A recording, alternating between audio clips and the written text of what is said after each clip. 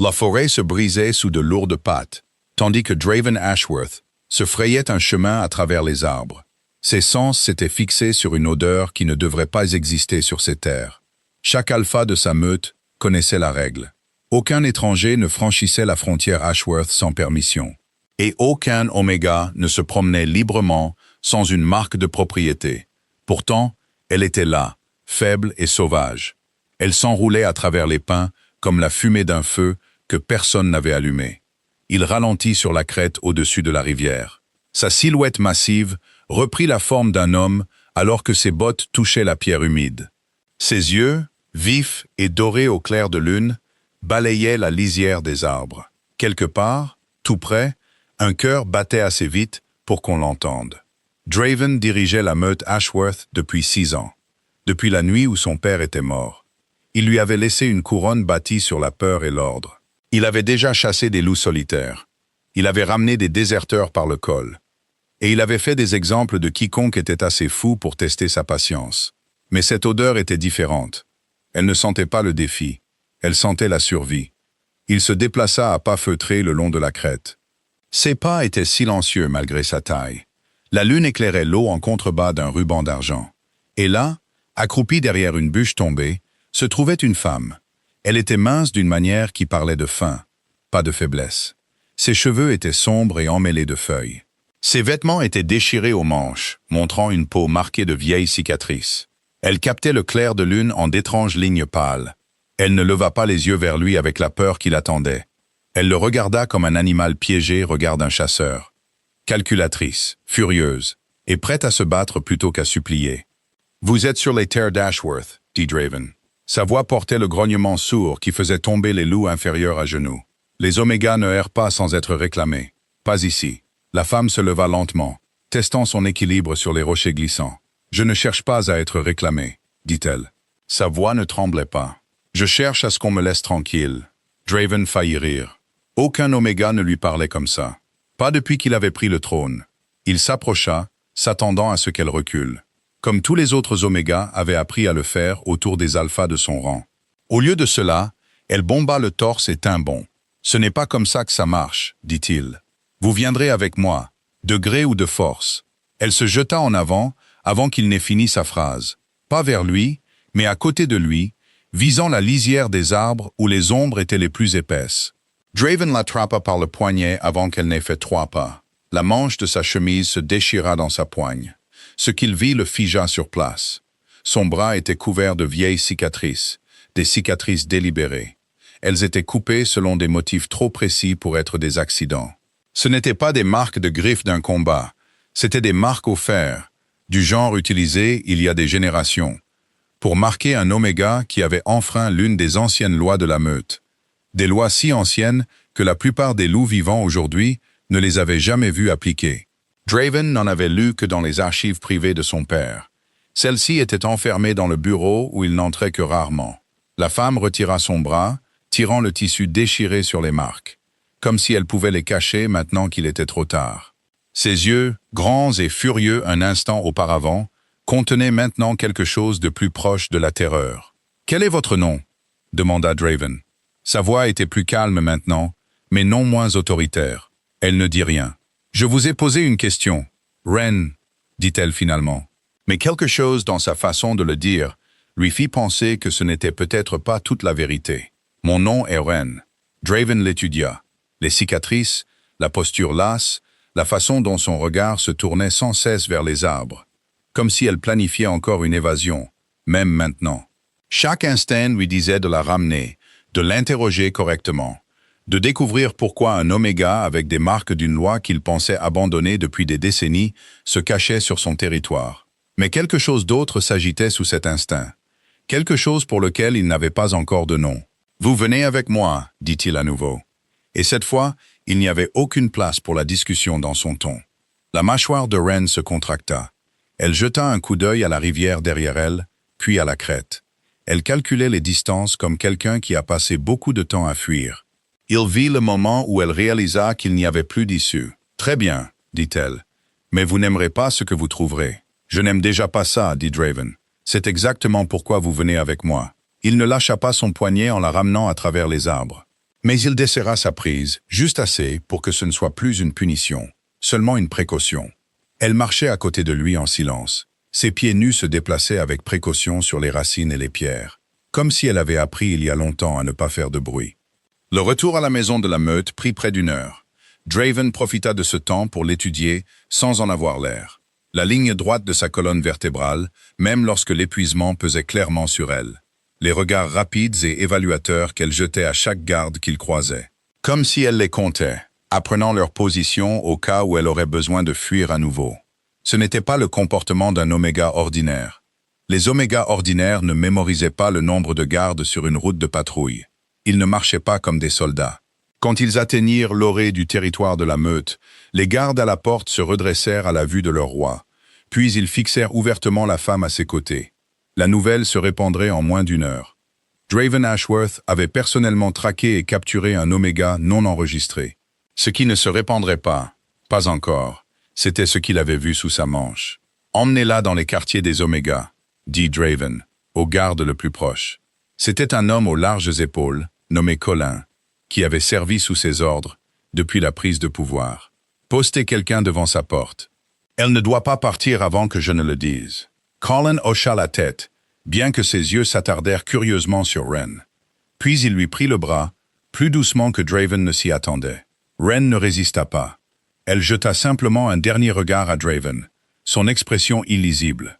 Puis elle fut emmenée dans le vaste bâtiment de pierre qui abritait les omégas non accouplés de la meute.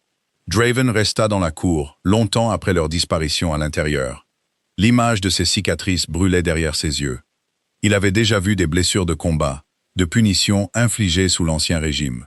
Celui que son père avait dirigé d'une main de fer. Mais celles-ci étaient différentes. Elles étaient anciennes, précises, et clairement destinées à envoyer un message. La question était, un message à qui? Et pourquoi avait-il été gravé sur une femme qui ne pouvait pas avoir plus de 25 ans?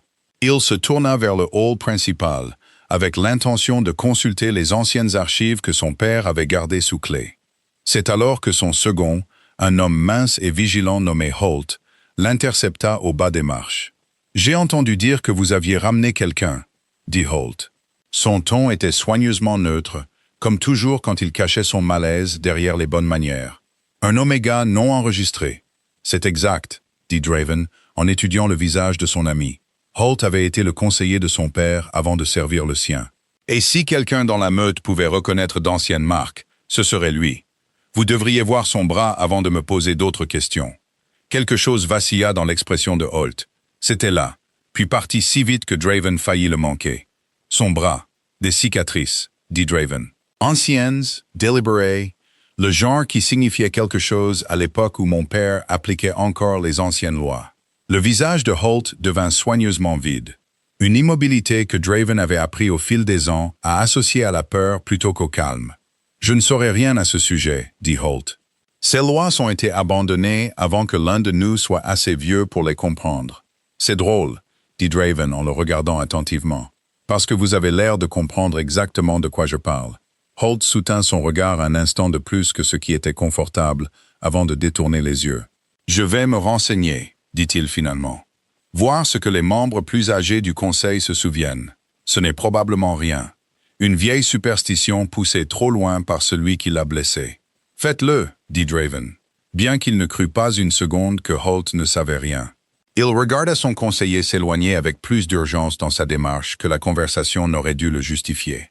Un sentiment froid et mal à l'aise s'installa dans sa poitrine, le genre qu'il n'avait pas ressenti depuis la nuit où son père était mort, et où toute la meute s'était déplacée sous lui comme du sable. Cette nuit-là, Draven se retrouva debout devant les quartiers des Omégas au lieu de ses propres appartements. Il était attiré par une force qu'il refusait d'examiner de trop près. À travers la petite fenêtre de sa porte, il pouvait voir Wren assise sur le lit étroit. Ses genoux étaient ramenés contre sa poitrine, et elle fixait le vide. Elle n'avait pas l'air d'une prisonnière acceptant son sort. Elle avait l'air de quelqu'un qui attend une opportunité. Il aurait dû s'en aller. Les rois ne s'attardent pas devant les portes des Omégas qu'ils ont capturés. Ils ne retournent pas des questions auxquelles ils ne peuvent pas encore répondre. Mais il y avait quelque chose dans l'immobilité de sa posture, la façon dont elle semblait contenir une guerre entière derrière son expression calme. Cela maintenait ses pieds rivés au sol de pierre. Vous n'êtes pas ce que vous prétendez être, dit-il doucement à travers la porte, plus pour lui-même que pour elle. À l'intérieur, Wren leva la tête, et bien qu'elle n'ait pas pu l'entendre clairement à travers le bois épais, ses yeux trouvèrent la petite fenêtre, comme si elle savait exactement où il se tenait. Pendant un long moment, aucun d'eux ne bougea. « Non », dit-elle finalement, sa voix portant juste assez pour qu'il l'entende. « Je ne le suis pas. » La main de Draven se crispa sur le cadre de la porte. Quel que soit le secret que ces cicatrices portaient, quelle que soit la vérité que Holt essayait clairement d'enterrer, il avait l'intention de déterrer chaque morceau. Peu importe ce que cela coûterait à la meute ou à lui-même. Il se retourna et retourna vers ses appartements. Mais le sommeil ne vint pas facilement cette nuit-là. Quelque part sous les planchers de pierre de sa propre maison, un Oméga, avec les cicatrices d'une punition oubliée, était également éveillé. Et Draven avait le sentiment croissant et mal à l'aise que ce qu'elle cachait ne resterait pas enterré bien longtemps.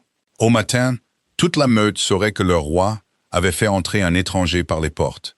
Ce que personne ne savait encore, pas même Draven lui-même, c'est que la femme enfermée dans les quartiers des Oméga portait un secret. Un secret qui allait ébranler les fondations de tout ce que la meute Ashworth croyait.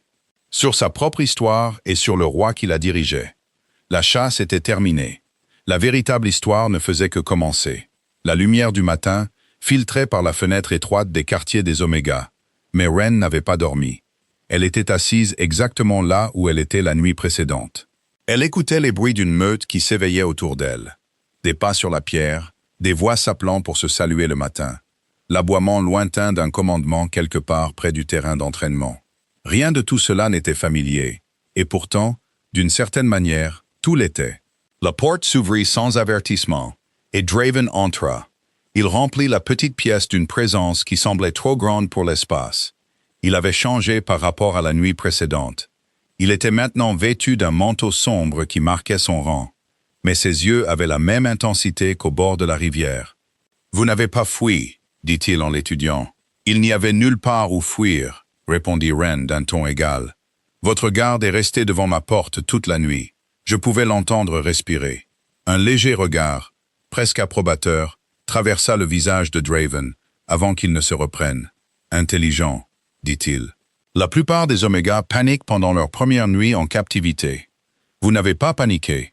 Peut-être que j'ai de l'entraînement, dit Wren. Et au moment où les mots quittèrent sa bouche, elle vit le calcul s'aiguiser derrière ses yeux. De l'entraînement à quoi exactement? Demanda Draven. Il traversa la petite pièce jusqu'à se tenir à quelques pas d'elle. À fuir, à se cacher, ou à autre chose. Wren soutint son regard, refusant de baisser les yeux la première. Elle avait appris il y a longtemps que les alphas respectaient plus la fermeté que la peur. Même lorsque cette fermeté n'était qu'un masque sur quelque chose de bien plus compliqué. « Vous m'avez amené ici pour m'interroger, » dit-elle. « Alors interrogez-moi, posez vos questions. D'où viennent ces cicatrices? Un accident, dit-elle trop vite. Et ils savaient tous les deux que c'était un mensonge. La mâchoire de Draven se contracta. J'ai vu des accidents. J'ai vu des combats, des punitions, des blessures d'entraînement. Ce qui est sur votre bras n'est rien de tout ça. C'est une marque. Délibérée et ancienne. Et je veux savoir pourquoi un Oméga qui semble avoir moins de 25 ans porte des marques qui appartiennent à une loi que mon père a enterrée avant ma naissance. La poitrine de Wren se serra à la mention de son père, bien qu'elle gardât son expression soigneusement immobile. Peut-être que votre père ne l'a pas enterré aussi profondément que vous le pensez, dit-elle. Ce n'est pas une réponse. C'est la seule que vous obtiendrez aujourd'hui, dit Wren. Et elle rabattit sa manche sur les marques comme si ce geste seul pouvait mettre fin à la conversation. Draven l'étudia un long moment. Il pesait clairement s'il devait insister ou se retirer et se regrouper. Finalement, il recula vers la porte. « Vous resterez ici jusqu'à ce que je décide quoi faire de vous, » dit-il. « Mais sachez ceci, je ne tolère pas longtemps les secrets dans ma meute. Quoi que vous cachiez, je le trouverai. Je suis sûr que vous le ferez, » dit Wren doucement une fois la porte refermée derrière lui. Mais les mots n'étaient destinés qu'à elle-même. Finalement, vous devrez le faire. Dehors, dans le couloir, Draven s'arrêta. Une main reposait encore sur la porte, rejoignant la conversation. Elle ne lui avait rien donné de concret. Pourtant, tout en elle ressemblait à une énigme conçue par quelqu'un de bien plus intelligent que l'Oméga effrayé qu'elle était censée être. Il pensa de nouveau au bureau fermé de son père. aux archives qu'il n'avait jamais pris la peine de lire, parce que les anciennes lois semblaient sans importance pour une meute qu'il était occupé à reconstruire après des années de corruption silencieuse. Peut-être était-il temps qu'il les lise, après tout. Il traversa la maison de la meute, saluant d'un signe de tête les loups qui s'inclinaient à son passage. Il arriva devant la lourde porte du vieux bureau de son père. Elle était restée fermée depuis le jour des funérailles, plus par négligence que par sentiment. Draven inséra la vieille clé dans la serrure et poussa la porte.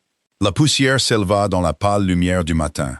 Des étagères tapissaient chaque mur, remplis de registres, de vieilles cartes et de dossiers reliés en cuir, datant de plusieurs générations. Draven fit glisser ses doigts sur les dos jusqu'à ce qu'il trouve ce qu'il cherchait. Un volume épais marqué simplement « L'Oise de la Meute, amendement historique ». Il le porta sur le bureau et commença à tourner les pages. Il cherchait toute mention de la punition par marquage au fer à laquelle les cicatrices de Rennes ressemblaient. Il la trouva près d'une heure plus tard. Elle était enfouie dans une section détaillant les punitions réservées aux Oméga, qui étaient témoins de crimes commis par les dirigeants de la meute, et qui refusaient d'en parler sous la menace. Le passage était bref, presque clinique dans sa description. Il listait le motif exact des marques utilisées pour marquer un Oméga comme indigne de confiance. Un avertissement pour les autres qui pourraient envisager de dire des vérités qui mettaient en danger la famille régnante. Les mains de Draven s'immobilisèrent sur la page. Le motif décrit correspondait exactement à ce qu'il avait vu sur le bras de Rennes. Il se renversa dans le fauteuil, son esprit parcourant les possibilités.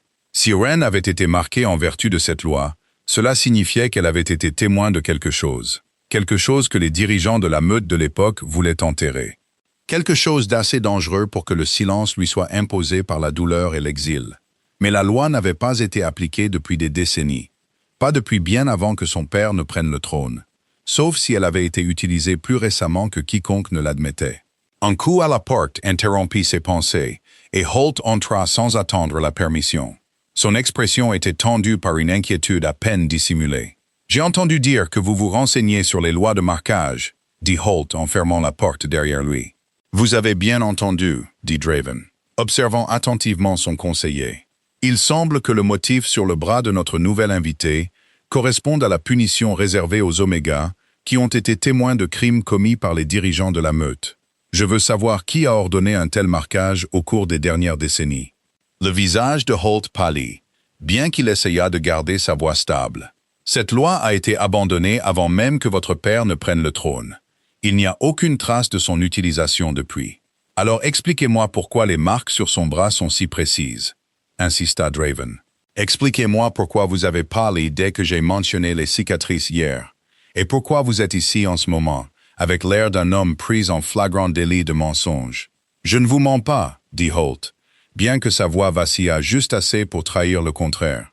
Draven se leva du bureau, réduisant la distance entre eux, jusqu'à ce que Holt n'ait plus d'endroit où se replier. « Vous avez servi cette meute pendant plus de 20 ans, » dit Draven, sa voix basse et stable. « Vous avez servi sous mon père, avant de servir sous moi.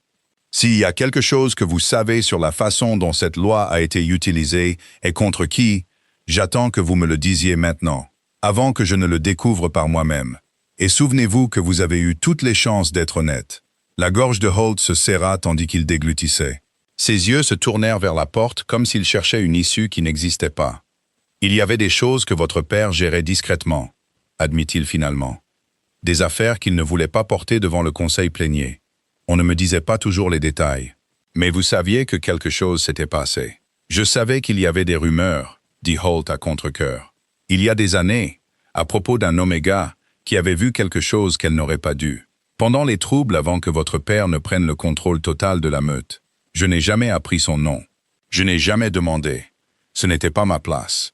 Et franchement, ce n'était pas sûr de demander. » Le pouls de Draven s'accéléra. « Des troubles avant que mon père ne prenne le contrôle, » répéta-t-il lentement. « Vous voulez dire pendant la transition de pouvoir après la mort de mon grand-père. » Le silence de Holt fut une réponse suffisante. « Sortez, » dit Draven doucement. « Et si vous en savez plus que ce que vous me dites, je vous suggère de trouver rapidement votre courage, parce que j'ai l'intention d'obtenir la vérité d'elle, d'une manière ou d'une autre. S'il s'avère que vous avez aidé à enterrer quelque chose qui a mis cette meute en danger, il n'y aura plus de place pour vous ici. Holt partit sans un autre mot, ses épaules tendues par le poids des secrets qu'il avait clairement portés bien trop longtemps. Draven resta dans le bureau, fixant le passage dans le vieux livre de loi. Les pièces d'un puzzle, dont il ne connaissait même pas l'existence, commençaient lentement à prendre une forme qui ne lui plaisait pas. Il pensa à Ren, assise calmement dans sa cellule, refusant de craquer, refusant de supplier. Se tenant avec la discipline de quelqu'un qui avait survécu à quelque chose que toute la meute s'était efforcée d'oublier. Si elle avait vraiment été témoin de ce qui s'était passé pendant les derniers jours de son grand-père, alors le secret enfoui sous ses cicatrices n'était pas un petit secret. Il touchait les fondations mêmes de son propre règne. Il ferma le livre de loi et se dirigea vers les quartiers des Oméga. Sa résolution se durcissait à chaque pas. Quelle que soit la vérité que Ren protégeait, quel que soit le prix qu'elle avait déjà payé pour son silence, il avait l'intention de le savoir avant que le soleil ne se couche à nouveau. La meute qu'il dirigeait méritait l'honnêteté, même si cette honnêteté venait de la source la plus improbable qui soit. Un oméga solitaire qu'il avait traqué dans la forêt la veille, sans jamais s'attendre à ce qu'elle soit celle qui traquerait la vérité qu'il n'avait jamais su qu'il lui manquait. Quand il atteignit sa porte, il s'arrêta avant de l'ouvrir, s'examinant lui-même. Quelque chose lui disait qu'une fois qu'il aurait franchi ce seuil à nouveau, il n'y aurait pas de retour à la simple certitude qu'il avait emporté dans la forêt la nuit précédente. Le roi, qui était parti à la chasse d'un étranger, était sur le point de découvrir que le véritable intrus dans l'histoire de sa meute se cachait peut-être en son sein depuis le début. Les cloches du terrain d'entraînement sonnèrent juste au moment où Draven entra dans le couloir devant la chambre de Ren. Elle signalait le début des exercices du matin, mais son esprit était loin des routines qui façonnaient habituellement sa journée. Colin se tenait au garde-à-vous à côté de la porte. Sa large carrure était détendue mais alerte. « Des problèmes pendant la nuit ?» demanda Draven. « Aucun, dit Colin. Elle a à peine bougé. Elle est restée assise près de la fenêtre la majeure partie de la nuit, comme si elle regardait quelque chose dehors, bien qu'il n'y ait rien à voir à part le mur de la cour. » Draven nota ce détail et poussa la porte. Ren leva les yeux de l'endroit où elle était assise. Ses postures étaient aussi composées que ce matin-là. Mais il y avait maintenant une fatigue autour de ses yeux. Une fatigue qui parlait d'une longue période de réflexion sans sommeil plutôt que de repos. « J'ai trouvé la loi », dit Draven sans préambule, observant attentivement son visage pour toute réaction. « Celle qui correspond aux marques sur votre bras. Elle était utilisée contre les Oméga qui étaient témoins de crimes commis par les dirigeants de la meute et qui refusaient de parler pendant les troubles avant que mon père ne prenne le contrôle total. » Quelque chose bougea derrière les yeux de Ren, rapide et involontaire. C'était parti avant de pouvoir se transformer en une expression qu'il aurait pu nommer « C'est une très vieille loi », dit-elle prudemment. « Elle l'est », acquiesça Draven. « Ce qui me fait me demander comment un Oméga d'à peine 20 ans a pu être marqué en vertu de cette loi. Puisque la chronologie que vous impliquez vous placerait comme une enfant pendant ces troubles. Si vous y étiez. » Les mains de Ren se crispèrent sur ses genoux. C'était la première véritable fissure dans son sang-froid depuis qu'il l'avait attrapé au bord de la rivière. « J'étais une enfant, » dit-elle doucement. « Plus jeune que vous ne le penseriez quand c'est arrivé. Alors comment est-il possible que vous ayez l'apparence que vous avez maintenant ?» insista Draven se rapprochant, bien qu'il gardât un ton mesuré plutôt que menaçant. « Soit la chronologie est fausse, soit quelque chose vous est arrivé qui a ralenti vos années. » D'une manière dont je n'ai jamais entendu parler chez les Oméga. Ren resta silencieuse un long moment, fixant le mur, comme si elle rassemblait le courage de dire des mots qu'elle avait retenus pendant très longtemps. « Il y a d'anciennes lignées, » dit-elle finalement. « Des Oméga nés avec un don pour l'immobilité. Pour ralentir l'horloge du corps quand l'esprit refuse de lâcher un seul instant. On n'en parle plus. La plupart de ceux qui le portaient ont été chassés il y a des générations, parce que les meutes craignaient ce que cela signifiait pour un Oméga de se souvenir trop clairement, trop longtemps. » La poitrine de Draven se serra à cette implication. « Êtes-vous en train de dire que vous avez porté ce souvenir, quel qu'il soit, sans que les années ne passent comme elles le devraient pour n'importe qui d'autre? Je dis que certaines blessures ne guérissent pas au même rythme que le corps, » dit Ren. Sa voix n'était plus qu'un murmure, et certains souvenirs refusent de laisser une personne avancer, jusqu'à ce que la vérité qu'il protège voit enfin le jour. La pièce tomba dans le silence, à l'exception du son lointain des membres de la meute s'entraînant dans la cour en contrebas. Draven l'étudia, cherchant tout signe de manipulation, tout indice qu'elle inventait une histoire pour se protéger. Il n'en trouva aucun. Ce qu'il trouva à la place, c'était l'épuisement. Le genre qui vient du port d'un fardeau insupportable pendant bien plus longtemps que quiconque ne devrait avoir à le faire. « Dis-moi ce que vous avez vu, » dit-il, sa voix plus douce maintenant qu'elle ne l'avait été à aucun moment depuis qu'il l'avait trouvé au bord de la rivière. « Quoi que ce soit, quel que soit le prix que cela vous coûte de le dire, j'ai besoin de savoir. » Ron leva les yeux vers lui.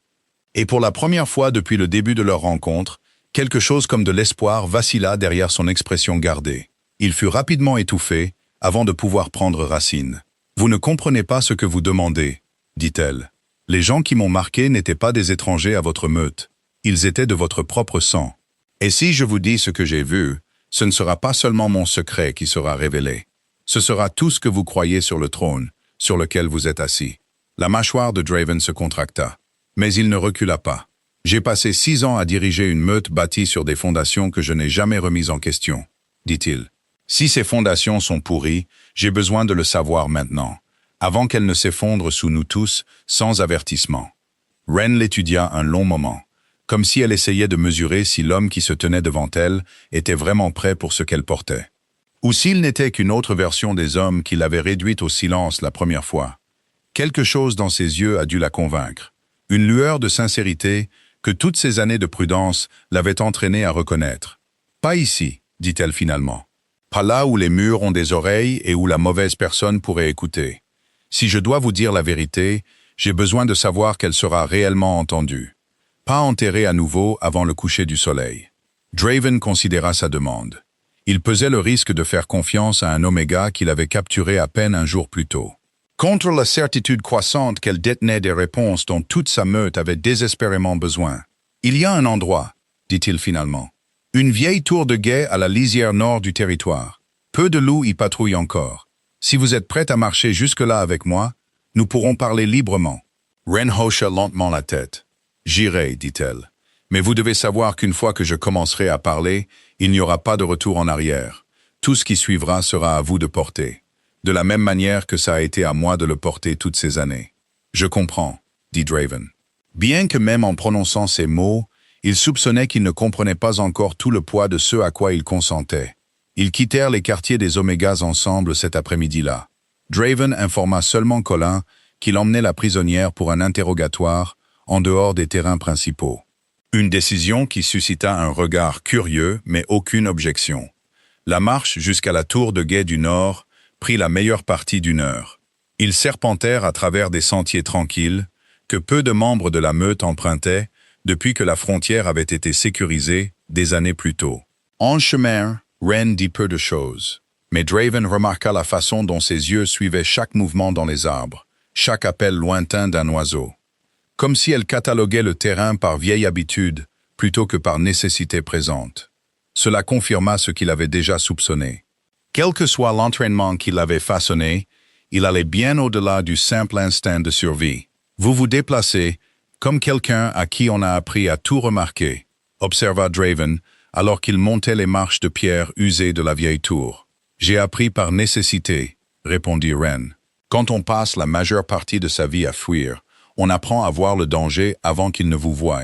Ils atteignirent le sommet de la tour, où une large plateforme surplombait les bois du nord. Elle était vide, à l'exception du vent qui soufflait à travers les arbres. Draven s'appuya contre la balustrade de pierre, regardant Ren s'installer en face de lui.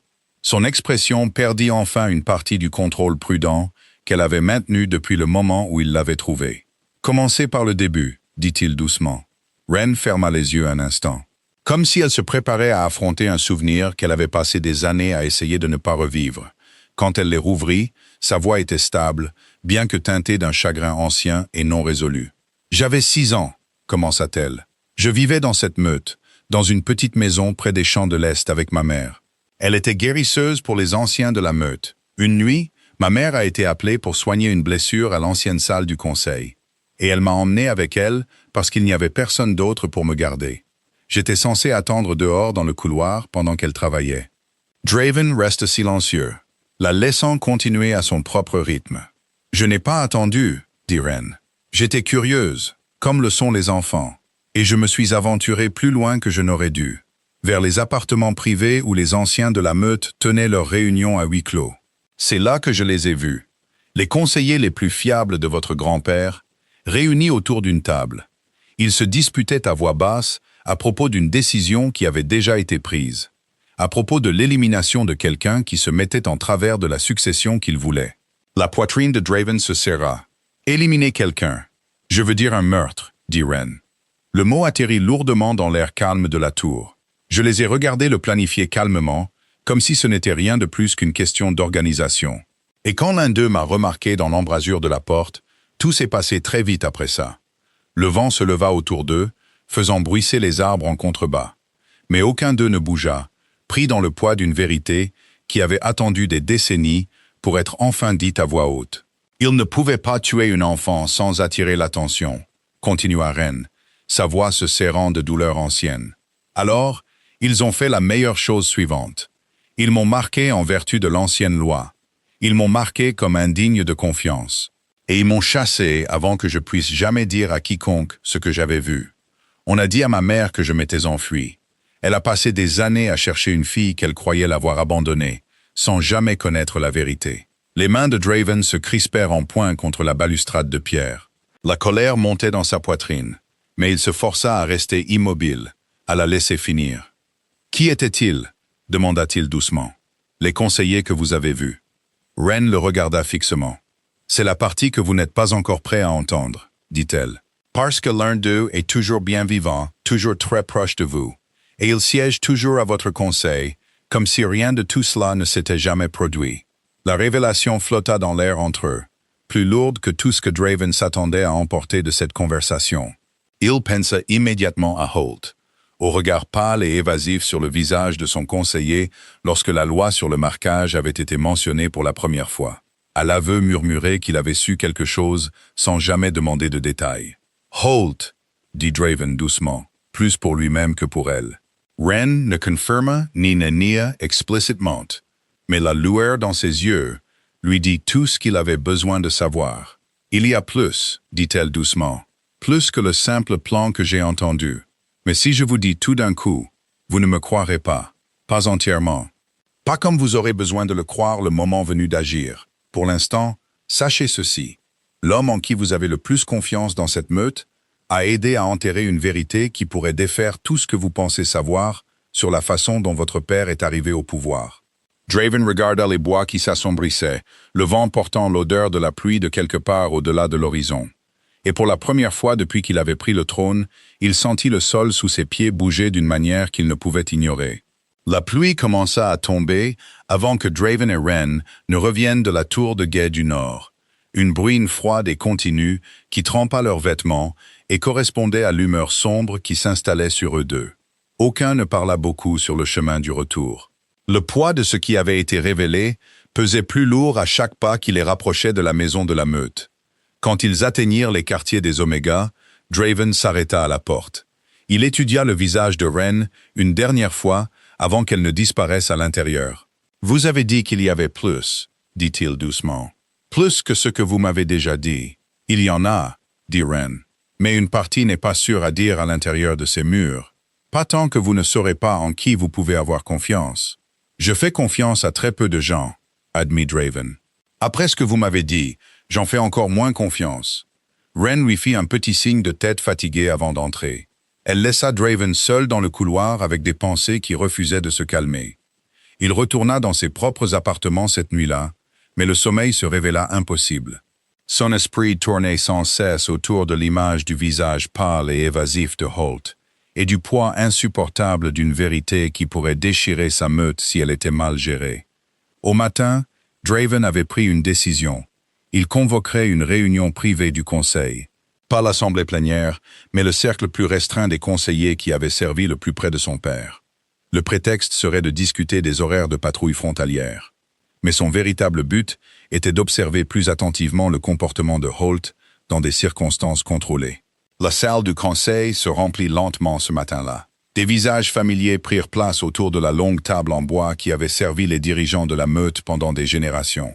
Holt arriva le dernier, offrant un sourire crispé qui n'atteignit pas ses yeux.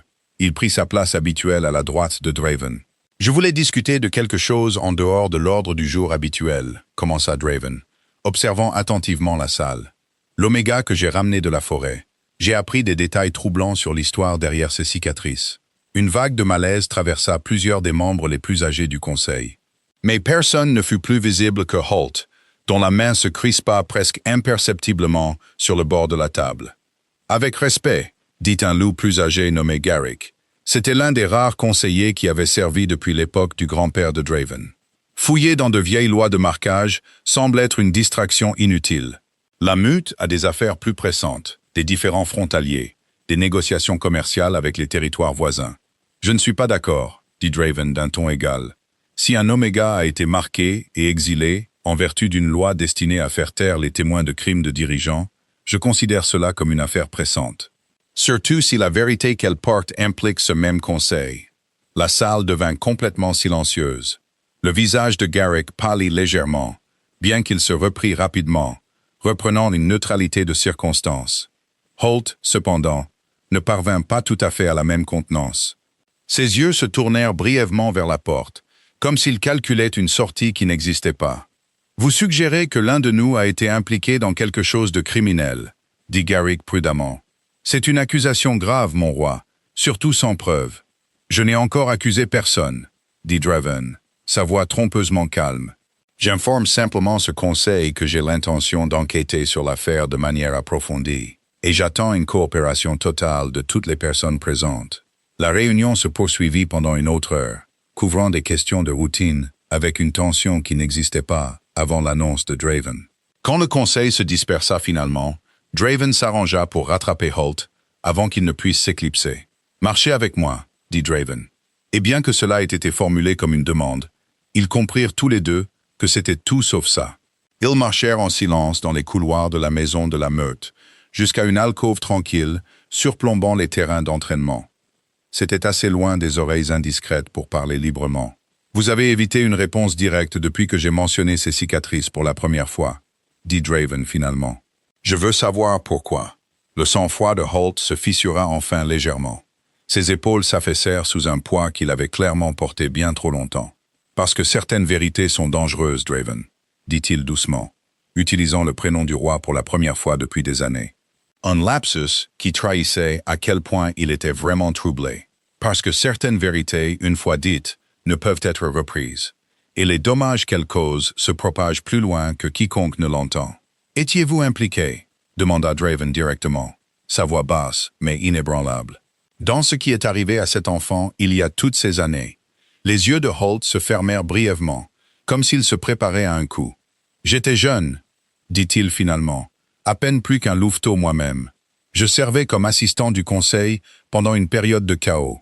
Juste après la mort de votre grand-père, je ne faisais pas partie de la décision. Je veux que vous compreniez cela clairement. Mais j'étais dans la pièce quand c'est arrivé. J'ai vu ce qui a été fait à cet enfant, et je n'ai rien dit, parce que parler aurait signifié mon propre exil, ou pire. La poitrine de Draven se serra d'un mélange de colère et de quelque chose de plus proche d'une sombre compréhension. Alors vous saviez, dit-il. Pendant tout ce temps, vous saviez exactement ce que ces cicatrices signifiaient, et vous m'avez laissé croire le contraire. Je me protégeais, admit Holt, sa voix à peine plus qu'un murmure. Et je me disais que je protégeais la Meute en gardant les vieilles blessures enterrées, là où elles ne pouvaient pas causer plus de dommages. Je vois maintenant à quel point ce raisonnement était stupide. « Qui d'autre était dans cette pièce ?» demanda Draven. « À part vous, qui a donné l'ordre ?» Holt hésita, regardant autour de l'alcôve vide, comme si les murs eux-mêmes pouvaient le trahir. « Garrick, » admit-il finalement. « C'est lui qui a suggéré le marquage comme alternative à quelque chose de bien pire. Il a convaincu les autres que c'était une miséricorde comparée à l'alternative. » Le sang de Draven se glaça à la confirmation. Garrick, l'un des anciens les plus respectés de son conseil. Un loup qui avait servi 3 générations de dirigeants Ashworth, avec ce que Draven avait toujours cru être une loyauté inébranlable. « Mon père était-il impliqué ?» demanda Draven, forçant la question à travers une gorge soudainement serrée par l'effroi. Le silence de Holt s'étira assez longtemps pour que Draven craigne la réponse avant qu'elle n'arrive enfin. « Votre père n'était pas dans la pièce cette nuit-là, » dit Holt prudemment. « Mais il l'a appris par la suite et il a choisi de ne pas intervenir. Que cela le rende complice, je vous laisse en décider. » La révélation s'abattit sur Draven comme un poids physique. L'image de son père, l'homme qu'il avait passé des années à essayer d'honorer par son propre règne. Soudainement compliqué par un silence qui avait permis à la souffrance d'une enfant de rester impunie et non dite pendant des décennies. « J'ai besoin que vous compreniez quelque chose », continua Holt, sa voix gagnant une fragile fermeté. « J'ai passé des années à regretter mon silence cette nuit-là. Quand vous l'avez ramenée, quand j'ai réalisé qui elle devait être, j'ai paniqué, parce que je savais que ce moment viendrait un jour. J'aurais dû vous dire la vérité dès le début, au lieu d'essayer de me protéger davantage. Vous avez raison, dit Draven, sa voix se durcissant. Vous auriez dû, et votre silence a coûté à cette meute plus que vous ne le réalisez. Parce que plus cette vérité restait enterrée, plus elle gagnait le pouvoir de nous détruire quand elle ferait enfin surface. Holt hocha la tête, acceptant le reproche sans argumenter. « Que ferez-vous maintenant » demanda-t-il. Draven se tourna pour regarder le terrain d'entraînement. Il observait les membres de la meute vaquer à leur routine, ignorant que le sol sous leur loyauté était sur le point de changer radicalement. « J'ai besoin de preuves, » dit-il finalement. « Quelque chose de plus que le témoignage de Wren et votre aveu. Quelque chose qui tiendra devant le conseil plénier et la meute dans son ensemble. Si Garrick est responsable de ce qui s'est passé, j'ai besoin de preuves assez solides pour le destituer sans déchirer cette meute. Il pourrait y avoir quelque chose, dit Holt lentement, comme si le souvenir refaisait surface à contre-cœur. Des archives de cette période, conservées séparément des registres officiels du Conseil. Garrick insistait pour maintenir des notes privées sur certaines affaires sensibles, officiellement pour des raisons de sécurité. Mais j'ai toujours soupçonné que c'était pour se protéger si quelqu'un venait un jour poser des questions. Où sont conservées ces archives? Je ne sais pas avec certitude, admit Holt. Mais si elles existent encore, Garrick les aurait gardées près de lui. Quelque part où lui seul pourrait y accéder sans éveiller les soupçons. L'esprit de Draven parcourut les possibilités. Il formait déjà les contours d'une enquête qui devrait être menée avec une extrême prudence. Étant donné la profondeur de l'influence de Garrick sur l'ancienne génération de dirigeants de la meute. « J'aurais besoin de votre aide, » dit Draven, finalement, doucement, sans alerter Garrick de ce que nous faisons. « Puis-je vous faire confiance pour faire au moins cela, après tout ?» Holt le regarda fixement pour la première fois depuis le début de la conversation. « Vous avez toutes les raisons de douter de moi, » dit-il. « Mais oui, vous pouvez me faire confiance pour cela. Je dois au moins cette rédemption à cette femme et à cette meute. » Alors qu'ils se séparaient, Draven se retrouva à marcher de nouveau vers les quartiers des Oméga. Le poids de la confession de Holt s'ajoutait lourdement à tout ce que Wren avait déjà révélé. Quand il atteignit sa porte, il la trouva debout près de la fenêtre.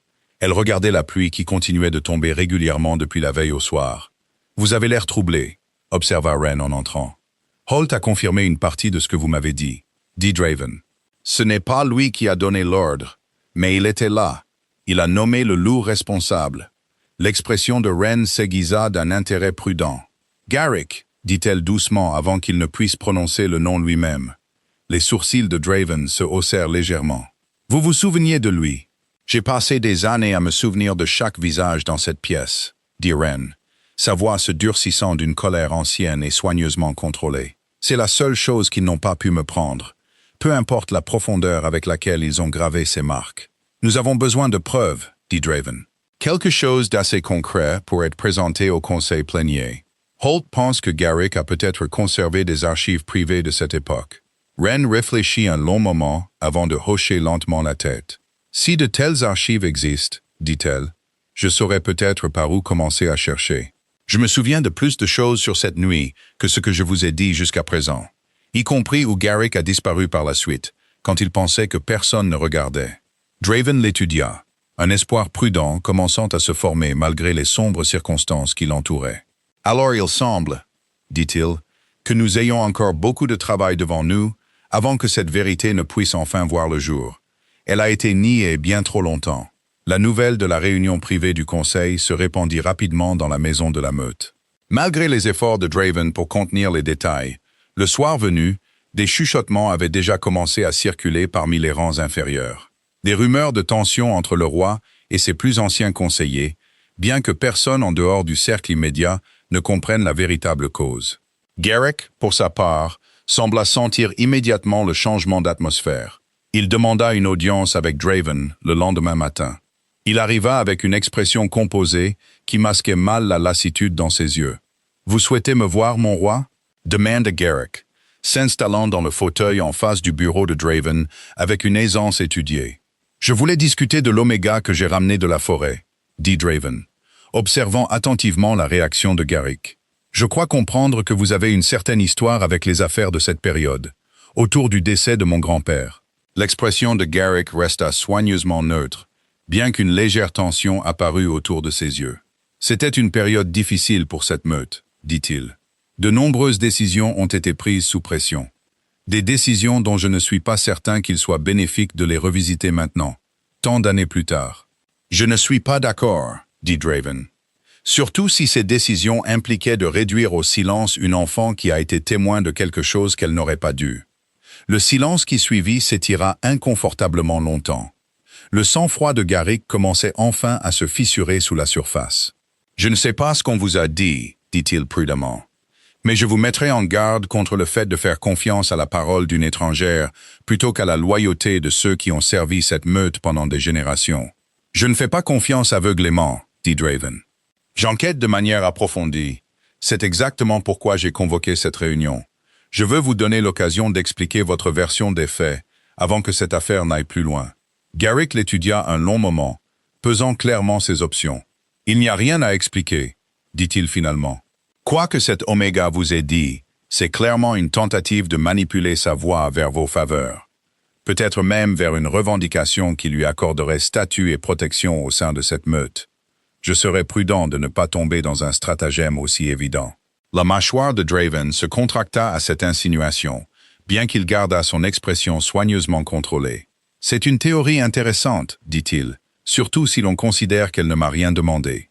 Ni protection, ni statut, ni même sa liberté. Elle a seulement demandé que la vérité soit enfin entendue. » Le sang-froid de Garrick glissa davantage, bien qu'il se reprit rapidement. « Quoi qu'il en soit, dit-il, je n'ai rien de plus à ajouter à cette conversation. Si vous avez des accusations spécifiques, je préférerais les entendre directement plutôt que de continuer à tourner autour du pot. »« Très bien, dit Draven, décidant de tester le terrain plus directement. J'ai des raisons de croire que vous avez conservé des archives privées de cette période, séparées des registres officiels du Conseil. J'aimerais y avoir accès. » Quelque chose vacilla derrière les yeux de Garrick, rapide et calculateur, avant qu'il ne reprenne une expression soigneusement neutre. « Je ne suis pas certain des archives auxquelles vous faites référence, dit-il. Si de telles choses existent, je ne me souviens certainement pas de leur emplacement après toutes ces années. » Le mensonge était assez évident pour que Draven le dénonce presque directement. Mais il se retint, reconnaissant que pousser trop fort trop tôt pourrait inciter Garrick à détruire toute preuve restante avant qu'elle ne puisse être trouvée. « Prenez votre temps, dit Draven à la place. Peut-être que votre mémoire s'améliorera à mesure que notre enquête se poursuivra. » Garrick quitta la réunion visiblement troublé, et Draven ne perdit pas de temps à convoquer Holt pour discuter de leurs prochaines étapes. « Il ment à propos des archives, dit Draven une fois que Holt l'eut rejoint dans le bureau. Mais il a aussi peur maintenant, ce qui signifie qu'il pourrait essayer de détruire ou de déplacer toute preuve qui existe encore. Alors nous devons agir rapidement, acquiesça Holt. J'ai réfléchi à l'endroit où Garrick aurait pu conserver des documents aussi sensibles. Il a toujours été protecteur de ses appartements personnels, plus que la plupart des membres du Conseil. Il est possible que ce que nous cherchons y soit caché. Fouiller ces appartements sans preuve de méfaits serait considéré comme un abus de pouvoir, dit Draven, pesant soigneusement les conséquences politiques. J'ai besoin de quelque chose de plus concret avant de pouvoir justifier ce genre d'action devant le Conseil plénier. C'est à ce moment-là que Wren, qui avait obtenu une liberté limitée de mouvement dans les quartiers des Omégas sous surveillance, fit savoir par Colin qu'elle souhaitait parler à Draven de toute urgence. Il la trouva attendant près de la fenêtre de sa chambre. Une énergie inhabituelle dans sa posture suggérait qu'elle s'était souvenue de quelque chose d'important. « J'ai réfléchi à cette nuit, » dit Wren, dès que Draven entra, à ce qui s'est passé après que Garrick et les autres ont réalisé que je les avais vus. Il y a eu un moment, avant qu'il ne décide du marquage, où Garrick a quitté la pièce brièvement. Je me souviens qu'il est revenu avec une petite boîte en bois, du genre utilisée pour stocker des documents importants. L'attention de Draven s'aiguisa immédiatement. « Savez-vous ce qu'il est advenu de cette boîte? » « Je ne sais pas avec certitude, » admit Wren. Mais je me souviens qu'il a mentionné à l'un des autres quelque chose sur le fait de la garder en sécurité dans l'ancien sanctuaire près de la frontière Est. Un endroit que peu de loups visitent encore, car les chemins qui y mènent sont considérés comme maudits après une vieille tragédie il y a des générations. Le sanctuaire de l'Est, répéta Draven lentement, la reconnaissance se faisant jour. Je connais l'endroit. Il est rarement visité. Exactement le genre d'endroit que quelqu'un pourrait choisir pour cacher quelque chose qu'il ne voulait jamais trouver. Cela vaut la peine d'enquêter, dit Ren. Bien que je comprenne si vous hésitez à faire confiance à un souvenir aussi ancien, surtout un qui pourrait facilement être faux. Je fais assez confiance pour regarder, dit Draven.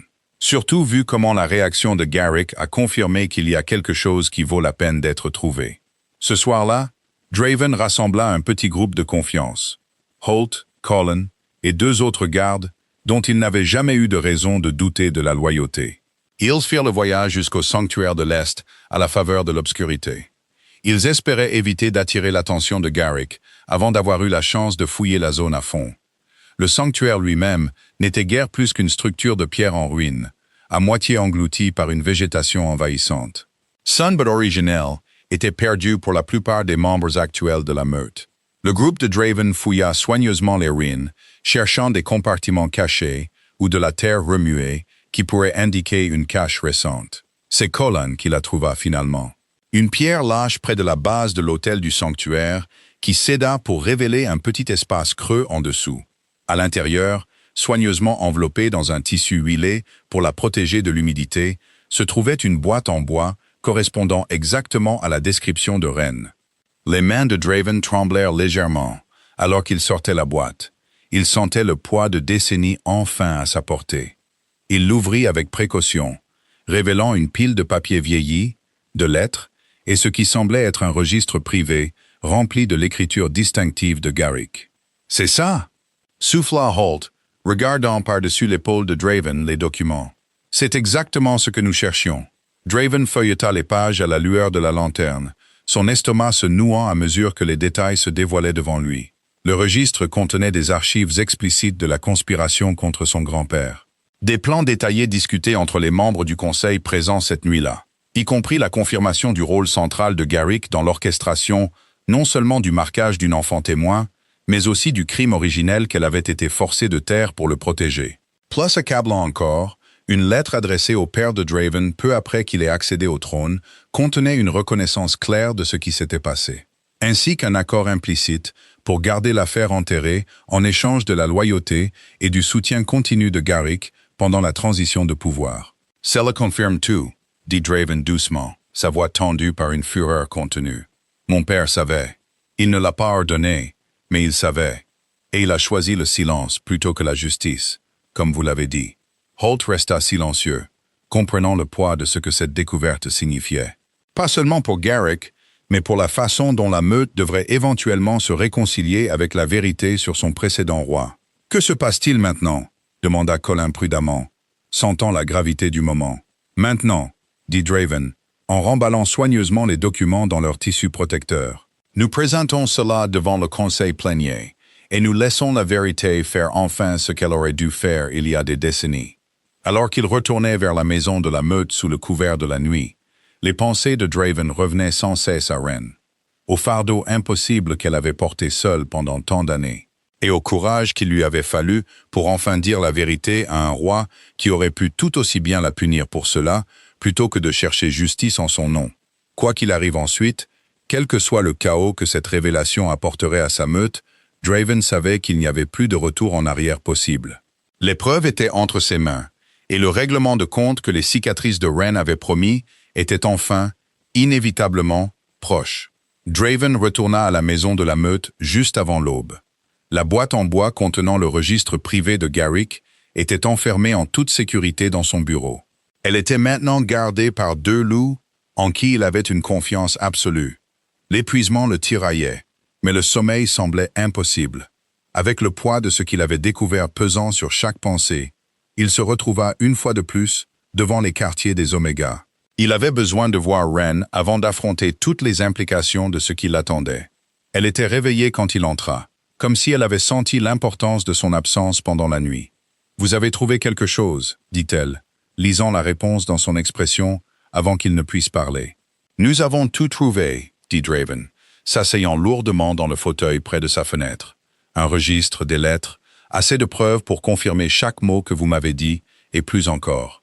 De plus, Garrick a orchestré toute la conspiration contre mon grand-père. Et mon père connaissait la vérité dès qu'il a pris le pouvoir, choisissant le silence pour protéger sa propre position. » Ran absorba cette nouvelle tranquillement, bien que Draven remarquât le léger tremblement de ses mains. C'était le seul signe extérieur de l'énorme soulagement et du chagrin mêlé après des années à porter une vérité non dite. « C'est étrange, » dit-elle finalement. « J'ai passé si longtemps à imaginer ce moment, à répéter ce que je ressentirais quand quelqu'un me croirait enfin. Je ne m'attendais pas à ce que ce soit si lourd. La vérité l'est souvent, » dit Draven doucement. « Surtout quand elle vous force à voir des gens en qui vous aviez confiance sous un jour entièrement différent. » Ils restèrent assis en silence un long moment. Le poids de la compréhension partagée s'installa entre eux, d'une manière qui semblait différente de l'affrontement las de leur première rencontre. Draven étudia son profil dans la pâle lumière du matin, remarquant des détails qu'il avait manqués auparavant. La force tranquille de sa posture, l'intelligence derrière ses yeux prudents, la façon dont elle se tenait comme quelqu'un qui avait survécu à bien plus que ce que ses seules cicatrices pouvaient expliquer. « Je dois présenter cela devant le conseil plénier, » dit Draven finalement. « Ce qui signifie que vous devrez aussi parler pour confirmer ce que les documents seuls ne pourraient pas entièrement transmettre. Je sais que ce n'est pas quelque chose que je peux demander à la légère. » Ren hocha lentement la tête, bien qu'il puisse voir l'appréhension sous son extérieur composé. « J'ai caché cette vérité pendant la majeure partie de ma vie, » dit-elle. « La dire à voix haute devant la meute même qui m'a chassé. Cela me terrifie plus que je ne veux l'admettre. Mais je n'ai pas survécu aussi longtemps juste pour rester silencieuse maintenant, quand cela compte enfin le plus. Vous ne serez pas seul, » dit Draven, se surprenant de la certitude dans sa propre voix. « Quoi qu'il arrive dans cette salle du conseil, je serai à vos côtés. » Quelque chose changea dans l'expression de Ren, une lueur de vulnérabilité qu'elle ne s'était clairement pas autorisée à montrer depuis sa capture. « Pourquoi ?» demanda-t-elle doucement. « Vous me connaissez à peine. Je suis un Oméga. Vous m'avez traqué dans la forêt il y a quelques jours seulement. Pourquoi choisiriez-vous de vous tenir à mes côtés contre votre propre conseil, vos propres conseillers, des gens qui ont servi cette meute pendant des générations ?» Draven considéra sérieusement la question, conscient que sa réponse importait plus qu'il ne l'avait initialement réalisé. « Parce que vous m'avez montré plus d'honnêteté et de courage en quelques jours que la plupart de mon conseil ne m'en a montré en 6 ans de règne, » dit-il finalement. « Parce que quels que soient les secrets que vous avez portés, vous les avez portés pour protéger une vérité qui comptait, pas pour vous servir. Ce genre d'intégrité mérite protection, pas punition. » Ren soutint son regard un long moment, quelque chose d'inexprimé passant entre eux que ni l'un ni l'autre ne semblait prêt à nommer à voix haute. « Merci, » dit-elle finalement, sa voix plus douce qu'il ne l'avait entendue depuis leur première rencontre. « De m'avoir cru quand il aurait été plus facile de ne pas le faire. Le conseil plénier se réunit demain matin, » dit Draven, se levant de sa chaise, bien qu'il se sentît réticent à quitter la compréhension tranquille qui s'était installée dans la pièce. « Je demanderai à Holt de préparer les arrangements nécessaires. Reposez-vous si vous le pouvez ce soir. Demain ne sera pas facile. » En quittant les quartiers des Oméga, Draven se surprit à penser à Ren bien plus souvent qu'il ne semblait approprié, compte tenu de la gravité de la situation à venir. Il se força à se concentrer sur les questions pratiques qui l'attendaient. Il convoqua Holt pour commencer à préparer les preuves pour la présentation. Il se coordonna avec des gardes de confiance pour s'assurer que Garrick n'aurait aucune occasion de fuir ou de détruire d'autres preuves avant la convocation du Conseil. La nouvelle de la réunion imminente du Conseil se répandit rapidement, malgré les efforts pour contenir les détails. Le soir venu, la maison de la meute bourdonnait de spéculations. Des loups se rassemblaient en petits groupes discrets dans les couloirs, sentant que quelque chose d'important était sur le point de se produire. Garrick, pour sa part, resta remarquablement absent des espaces communs. Il se retira dans ses appartements privés, sous prétexte de maladie. Mais Draven soupçonnait que la vérité était plus proche d'un loup acculé, calculant ses options avant que le piège ne se referme finalement. Ce soir-là, alors que Draven examinait une dernière fois le contenu du registre en préparation pour le lendemain matin, Holt le rejoignit dans le bureau, son expression troublée. Il y a autre chose que vous devriez savoir, dit Holt prudemment, s'installant dans le fauteuil en face du bureau de Draven. J'ai fait quelques recherches supplémentaires aujourd'hui, en parlant discrètement avec quelques-uns des membres plus âgés de la meute qui pourraient se souvenir de détails de cette période. Il semble que Garrick n'agissait pas entièrement seul. L'attention de Draven s'aiguisa immédiatement. Qui d'autre était impliqué? 2 autres membres du conseil de cette époque, dit Holt.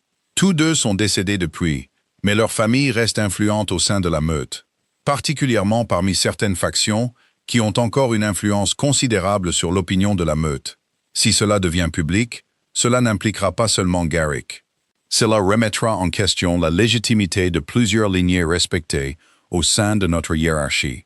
Les implications pesèrent lourdement sur Draven. La complexité politique de la situation s'étendait bien au-delà de la simple exposition d'un conseiller corrompu. Cela divisera la meute, dit-il doucement.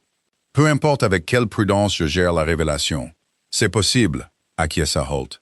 Mais l'alternative, continuer à enterrer cette vérité, risque quelque chose de bien pire. Si jamais la nouvelle se répandait que vous saviez, et que vous avez choisi le silence, tout comme votre père, cela détruirait toute confiance restante entre vous et cette meute. Draven hocha lentement la tête, comprenant la position impossible dans laquelle il se trouvait maintenant. Il n'y avait pas de voie à suivre qui évitait un certain degré de tumulte. Le seul choix qui restait était de faire face à ce tumulte honnêtement, ou de le laisser s'envenimer sous la surface d'un faux calme jusqu'à ce qu'il éclate finalement avec des conséquences bien plus grandes. « J'ai pris ma décision », dit Draven finalement. « Demain, la vérité éclatera, quel qu'en soit le coût. Cette meute mérite l'honnêteté, même si cette honnêteté s'avère douloureuse à court terme. » Holt l'étudia un long moment avant d'acquiescer. « Votre père aurait choisi différemment, » dit-il doucement. « Je pense que c'est exactement pourquoi vous êtes le bon roi pour enfin régler cela. » Alors que Holt partait pour finaliser les préparatifs du lendemain, Draven se sentit de nouveau attiré vers les quartiers des Oméga. Bien qu'il se soit dit que c'était simplement pour s'assurer que Wren restait préparé pour le difficile témoignage à venir, il la trouva de nouveau debout près de la fenêtre, regardant le ciel qui s'assombrissait avec une expression de calme résolution. « Demain change tout, » dit-elle doucement sans se tourner vers lui. « Pour nous deux, je suppose que oui, » acquiesça Draven, se tenant à ses côtés. « Êtes-vous prête? » Wren se tourna alors vers lui, ses yeux portant une détermination qui s'était clairement construite tout au long des longues années de son exil. « Je suis prête pour ce moment depuis la nuit où c'est arrivé, » dit-elle. « Je n'ai simplement jamais cru que quelqu'un me donnerait enfin la chance de le dire. »« Vous avez cette chance maintenant, » dit Draven doucement. « Et quoi qu'il arrive demain, je veux que vous sachiez que dire cette vérité, quelles qu'en soient les conséquences, est un acte de courage dont cette meute a désespérément besoin. Même si tout le monde ne le verra pas de cette façon immédiatement. » L'expression de Wren s'adoucit légèrement. Les murs prudents qu'elle avait maintenus depuis leur première rencontre montraient maintenant de véritables fissures, révélant quelque chose de plus vulnérable sous la surface. « Merci, » dit-elle à nouveau, « mais cette fois, de m'avoir donné la chance d'être enfin cru. » Ils restèrent ensemble en silence, alors que l'obscurité s'installait complètement sur les terres de la meute, tous deux conscients que le lendemain matin changerait irrévocablement le cours de tout ce qu'ils avaient connu.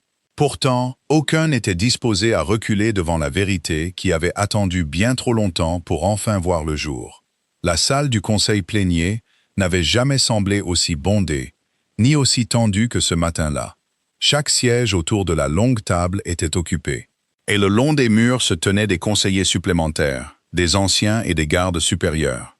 Ils avaient été convoqués pour assister à ce que Draven avait promis être une affaire de la plus haute importance pour toute la meute. Garrick était assis près de l'extrémité de la table, son sang-froid soigneusement maintenu, malgré la pâleur sous son attitude habituellement confiante. Il avait clairement deviné, ou peut-être été prévenu, qu'aujourd'hui ne serait pas une session ordinaire du conseil. Draven entra le dernier, Wren marchant à ses côtés. Elle tenait la tête haute malgré le poids de dizaines d'yeux curieux et suspicieux qui suivaient chacun de ses pas.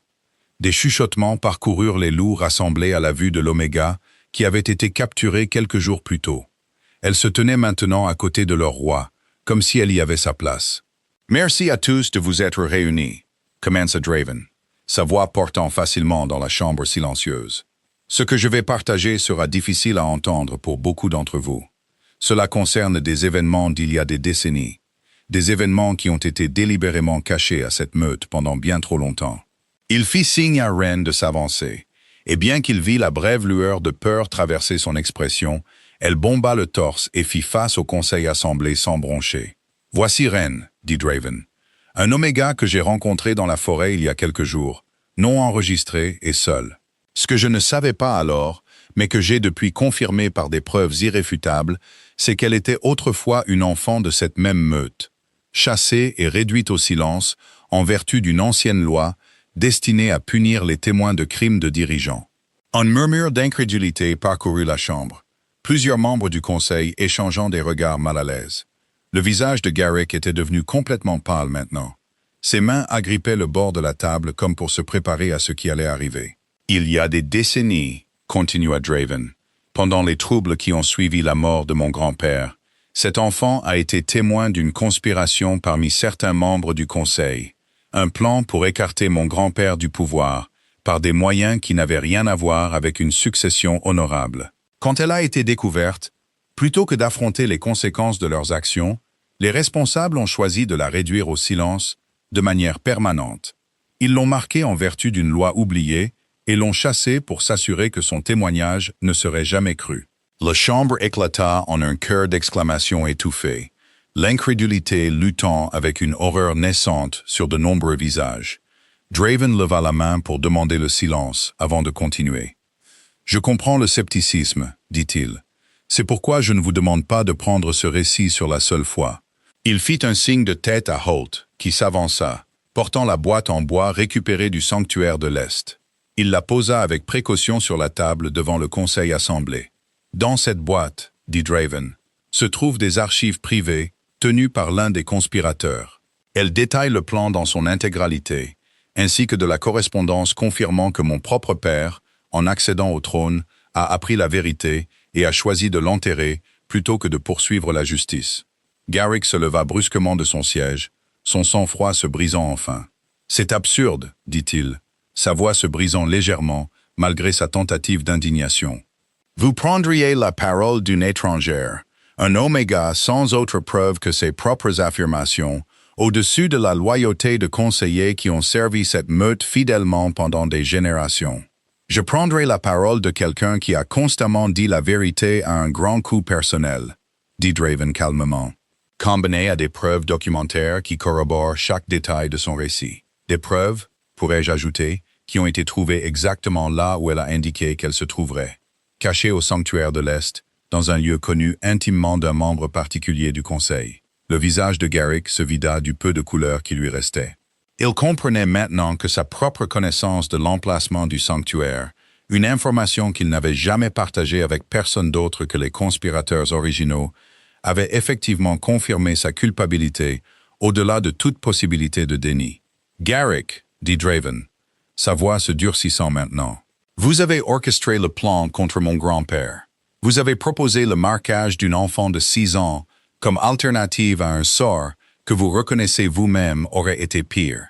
Et vous avez passé des décennies depuis à laisser cette même enfant vivre en exil, traquée, affamée et seule, plutôt que de risquer que la vérité n'éclate. » La chambre était tombée dans un silence total maintenant.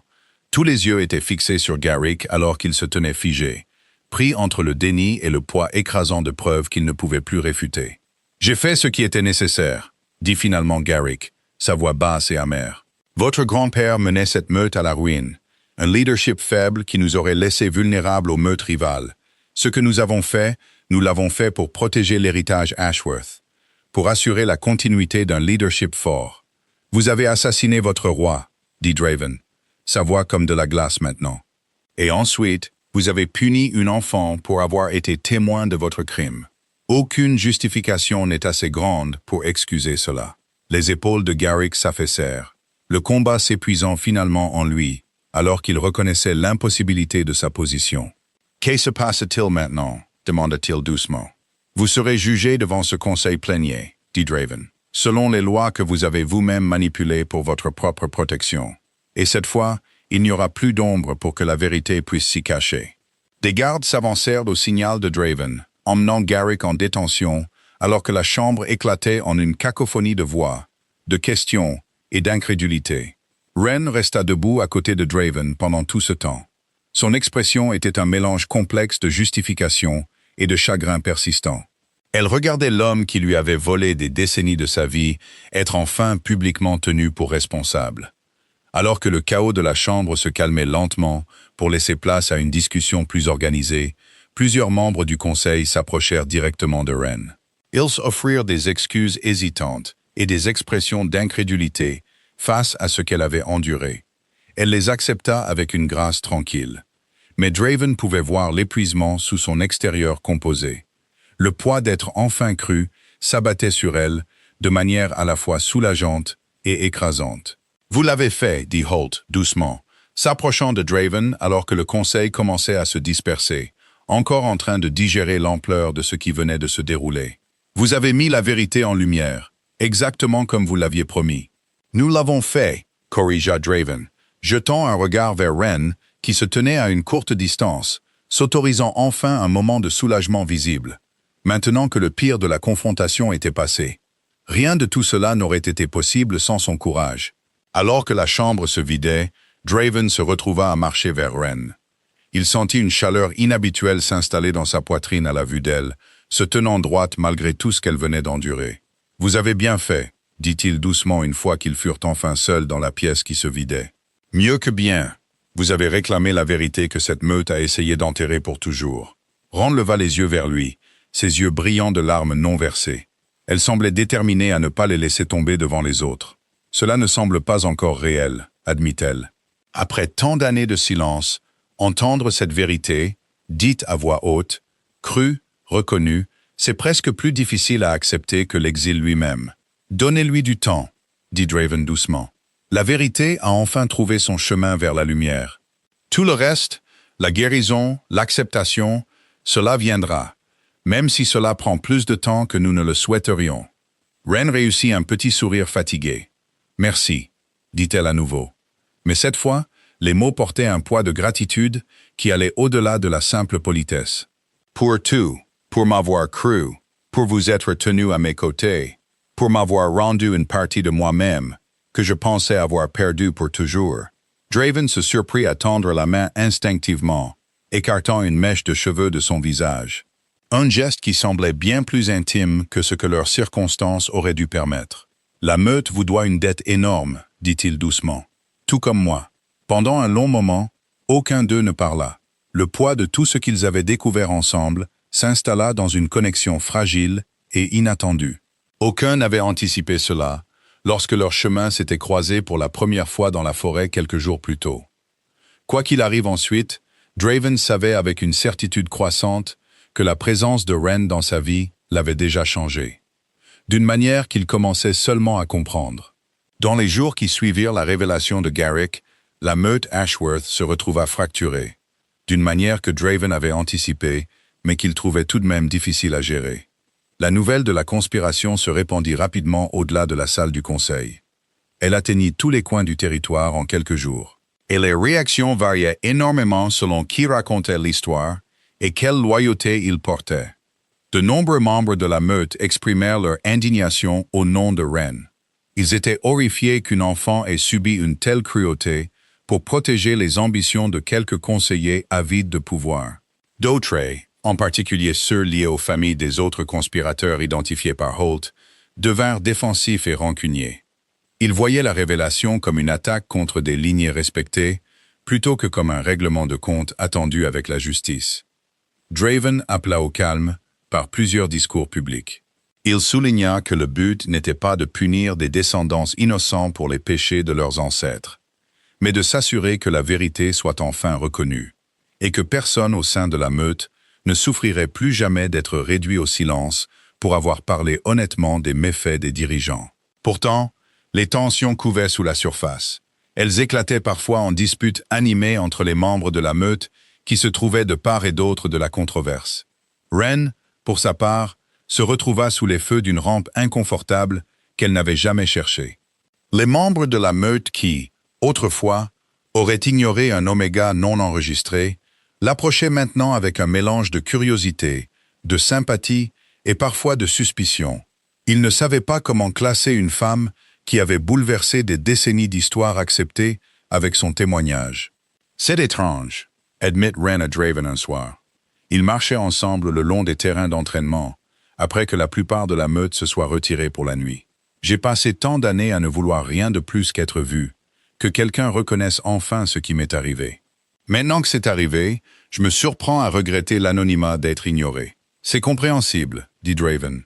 La visibilité vient avec ses propres fardeaux, surtout quand la vérité que vous portez redéfinit la façon dont les gens comprennent leur propre histoire. Ils marchèrent en silence confortable pendant un moment. L'air frais du soir s'installait autour d'eux, alors que la dernière lumière s'estompait du ciel.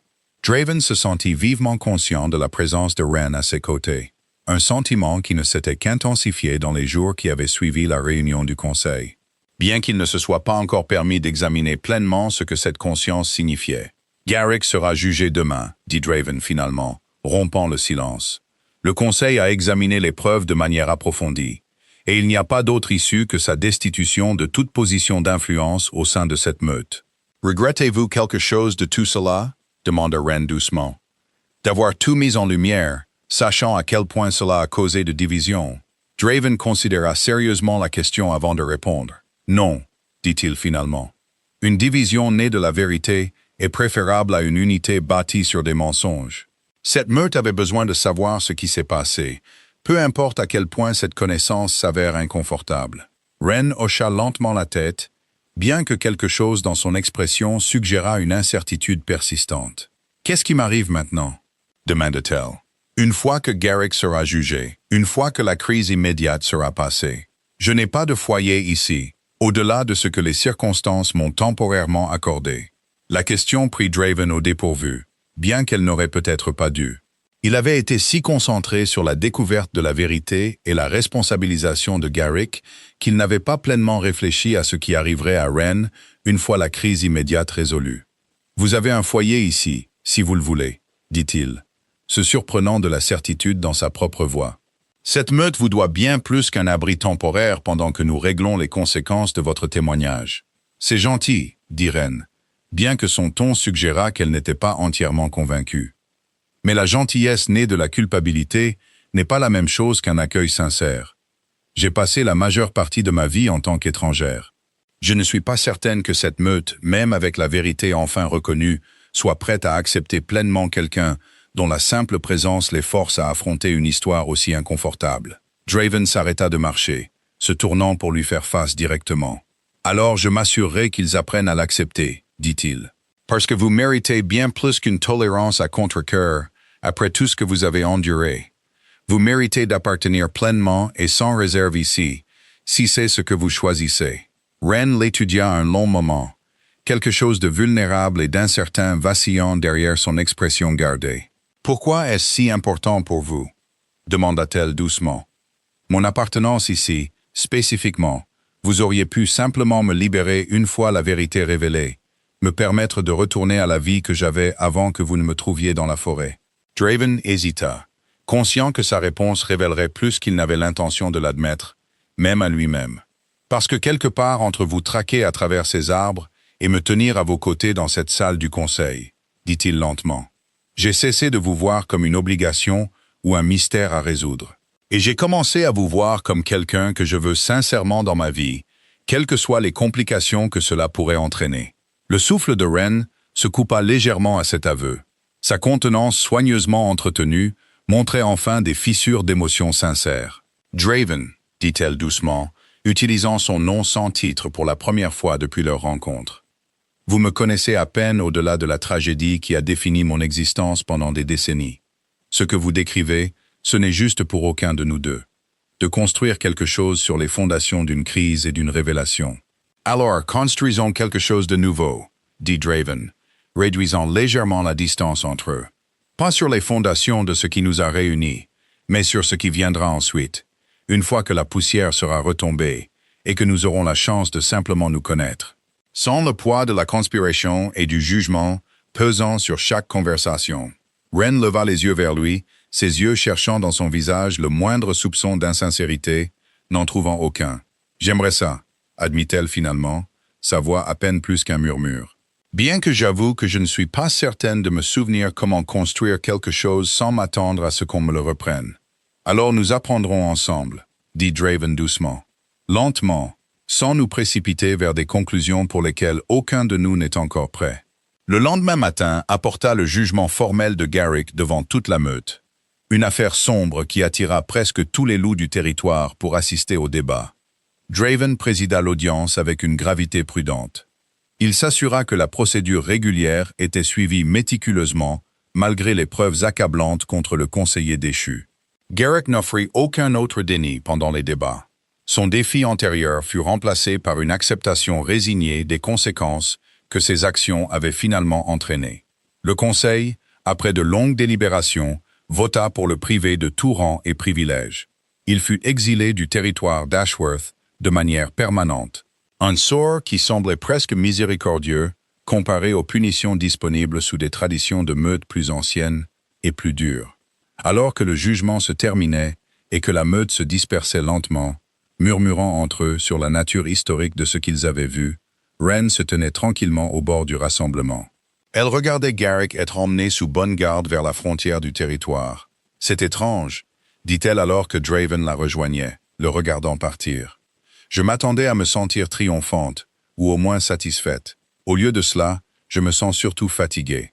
C'est une réaction naturelle, dit Draven. La justice est rarement aussi complète que nous l'imaginons, surtout quand elle arrive des décennies plus tard qu'elle n'aurait dû. » Wren hocha lentement la tête, regardant jusqu'à ce que Garrick disparaisse complètement de vue au-delà des terrains d'entraînement. « Qu'est-ce qui vient ensuite ?» demanda-t-elle, se tournant pour regarder Draven directement. « Pour la meute et pour nous, s'il y a un « nous » qui mérite d'être considéré. »« Ensuite, » dit Draven, s'autorisant un petit sourire malgré la gravité de la journée, « nous nous concentrons sur la guérison de ce qui a été brisé, et sur la découverte de ce qui pourrait pousser des décombres de vieux secrets enfin mis à nu. » Wren lui rendit son sourire, hésitant mais sincère. C'était la première véritable expression d'espoir que Draven avait vue d'elle depuis leur première rencontre dans la forêt, quelques jours plus tôt.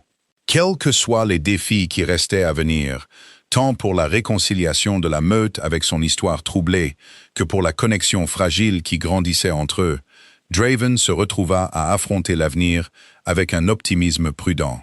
Un optimisme qu'il ne s'attendait pas à ressentir lorsqu'il avait pour la première fois senti une odeur inconnue flotter à travers les arbres de son territoire. Des semaines passèrent après l'exil de Garrick, et la meute Ashworth s'installa progressivement dans un processus de guérison difficile, mais sincère. Draven profita de l'élan de la révélation pour mettre en œuvre des changements qu'il avait longtemps envisagés, mais jamais priorisés. Il réexamina les anciennes lois à la recherche d'autres injustices oubliées. Il établit de nouvelles protections pour les Omégas qui pourraient être témoins de méfaits parmi les dirigeants à l'avenir. Il s'assura que ce qui était arrivé à Wren ne pourrait jamais arriver à un autre enfant sous son règne. Wren resta au sein de la meute pendant cette période. Elle se débarrassa progressivement de la prudence lasse qu'il avait définie depuis que Draven l'avait trouvée au bord de la rivière. Elle commença à passer du temps avec les autres Omégas, nouant timidement des amitiés avec des loups comme Ivy.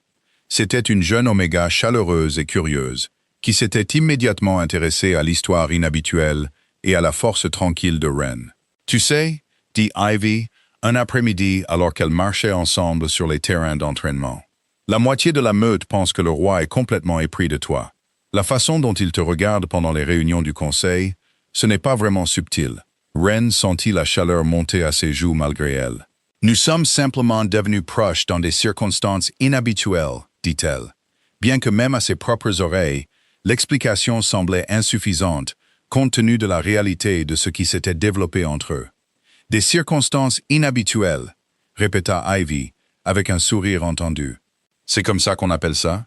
Parce que de mon point de vue, ça ressemble à quelque chose de considérablement plus significatif que des circonstances. » Wren ne répondit pas, bien que ses pensées dérivèrent, comme elle le faisait de plus en plus, vers Draven. Et vers la connexion prudente et hésitante qu'ils avaient construite dans des moments calmes, loin des yeux attentifs de la meute. Depuis leur conversation sur les terrains d'entraînement des semaines plus tôt, ils avaient passé beaucoup de temps ensemble. Des promenades dans la forêt, des conversations tranquilles le soir. Des moments de rire partagés qui semblaient totalement étrangers à l'existence gardée, que Wren avait maintenue pendant la majeure partie de sa vie d'adulte. Ce soir-là, Draven la retrouva de nouveau près du même endroit, près des terrains d'entraînement où leur conversation précédente avait eu lieu. Elle regardait le coucher de soleil peindre le ciel de nuances brillantes d'orange et d'or. « Tu sembles pensive », observa-t-il, s'asseyant à côté d'elle. « Ivy a mentionné quelque chose aujourd'hui », dit Wren, décidant que l'honnêteté était plus simple que la déviation à ce stade. Sur le fait que notre proximité croissante est apparemment devenue évidente pour le reste de la meute. L'expression de Draven se transforma en un mélange d'amusement et de chaleur sincère. « Est-ce un problème ?» demanda-t-il prudemment. « Je ne sais pas, » admit Wren. « J'ai passé si longtemps à me protéger de l'attachement, de la possibilité de perdre à nouveau quelque chose de précieux, que m'autoriser à ressentir ça, quoi que ce soit, me terrifie plus que d'affronter un conseil entier de conseillers hostiles. » Draven tendit la main, doucement, et prit la sienne.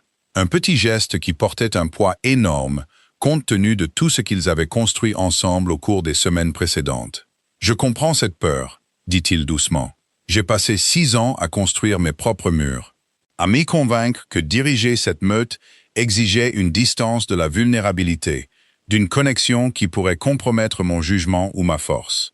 Et maintenant ?» demanda Wren doucement. « Maintenant, » dit Draven. « J'ai réalisé que la plus grande force que j'ai montrée en tant que roi ne se trouvait pas dans la cruauté ou la distance, mais dans le moment où j'ai choisi de te faire confiance, de me tenir à tes côtés contre mes propres conseillers, de laisser ton courage changer entièrement ma façon de comprendre le leadership.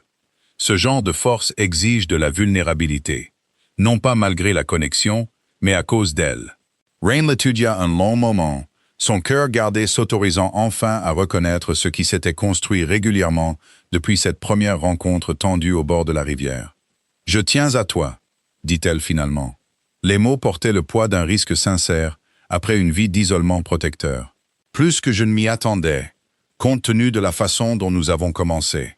Je tiens à toi aussi, » dit Draven, sa voix épaisse d'une émotion qu'il se permettait rarement de montrer ouvertement. « Plus que je ne sais comment l'exprimer correctement, compte tenu de tout ce que nous avons traversé ensemble. » Ils restèrent assis ensemble, alors que le coucher de soleil laissait place au crépuscule naissant, leurs mains toujours entrelacées, tous deux s'autorisant enfin à reconnaître la connexion sincère qui était née de débuts si improbables. Leur proximité croissante ne passa pas inaperçue au sein de la meute. Et bien que certains loups restèrent prudents quant à l'acceptation totale d'un oméga dont l'arrivée avait bouleversé des croyances de longue date sur l'histoire de la meute, beaucoup d'autres se trouvèrent sincèrement charmés par la transformation qu'ils observaient chez leur roi. Draven, qui avait régné avec une distance prudente et une cruauté contrôlée depuis son accession au trône, se déplaçait maintenant dans la maison de la meute, avec une aisance et une ouverture que beaucoup attribuaient directement à l'influence stable et tranquille de Wren. Holt en particulier semblait éprouver une satisfaction sincère en assistant à ce changement. Il avait passé beaucoup de temps ces dernières semaines à travailler aux côtés de Draven et Wren. Il aidait à mettre en œuvre les nouvelles protections contre les injustices futures. Et il regagnait progressivement une mesure de confiance que son silence antérieur avait compromise. « Vous avez changé depuis son arrivée », observa Holt un après-midi. Lui et Draven examinaient des propositions d'amendement aux lois de protection de la meute dans le bureau. « Pour le mieux, pourrais-je ajouter. Bien que je soupçonne que vous le sachiez déjà. Elle m'a montré à quoi ressemble la véritable force, dit Draven. Pas la force de la domination ou de la peur, mais la force de survivre à des épreuves inimaginables sans perdre son intégrité fondamentale. J'ai passé des années à croire que la cruauté était la seule voie vers un leadership efficace. Elle m'a appris le contraire. La meute l'a remarqué, dit Holt. Quelles que soient les réserves que certains ont encore sur la vérité qu'elle a révélée, la plupart reconnaissent maintenant que sa présence ici a finalement renforcé cette meute, pas affaiblie, comme certains le craignaient au départ. Alors que l'automne s'installait pleinement sur le territoire, apportant un air vif et des feuilles changeantes à la forêt entourant la maison de la meute, Draven se sentit de plus en plus certain de la voie qu'il voulait que son avenir prenne. La connexion qu'il partageait avec Wren s'était approfondie régulièrement. Elle était passée d'une hésitation prudente à quelque chose qui semblait sincèrement permanent. Sur un partenariat construit non pas sur la crise qui les avait réunis, mais sur le respect mutuel, des valeurs partagées et une affection croissante et indéniable dont aucun ne pouvait imaginer vivre sans.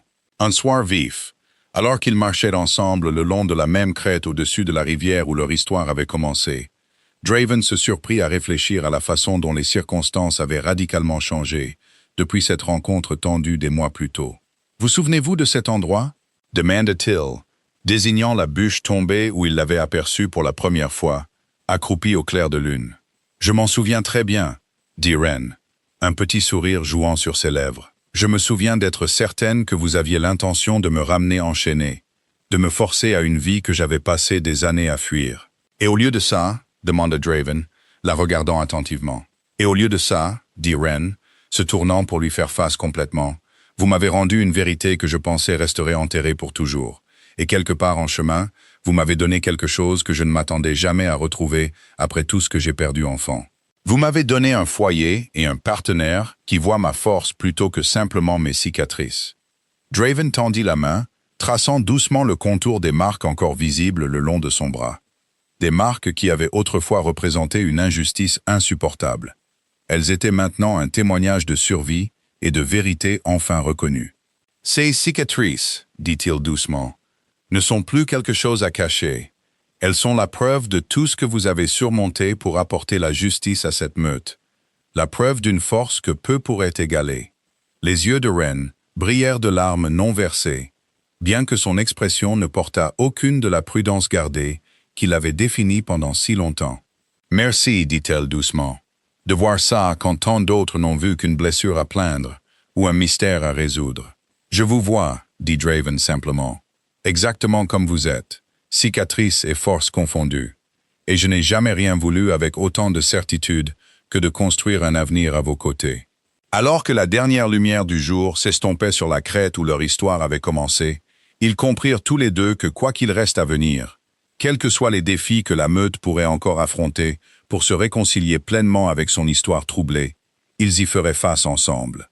Liés non pas par les circonstances ou la crise, mais par un partenariat sincère forgé par la vérité, le courage et un amour improbable et inébranlable. L'hiver arriva tôt cette année-là, saupoudrant le territoire d'Ashworth d'une fine couche de givre. La forêt se transforma en quelque chose de calme et de pur, un décor approprié pour la cérémonie, qui allait bientôt unir la meute d'une manière que peu auraient pu prédire des mois plus tôt. Draven se tenait au bord de la grande salle, observant les derniers préparatifs se dérouler avec un mélange d'anticipation et d'incrédulité persistante. Il pensait au chemin parcouru par lui et Ren depuis cette première rencontre tendue au bord de la rivière. La meute avait passé les mois précédents dans un processus de réconciliation progressif, parfois difficile. Elle avait travaillé sur l'héritage compliqué des crimes de Garrick et le silence qui leur avait permis de persister si longtemps. Draven avait établi de nouveaux conseils dédiés à l'examen des anciens griefs. Il s'assurait que tout membre de la meute ayant subi des injustices similaires sous des lois oubliées aurait enfin une voie vers la reconnaissance et la guérison.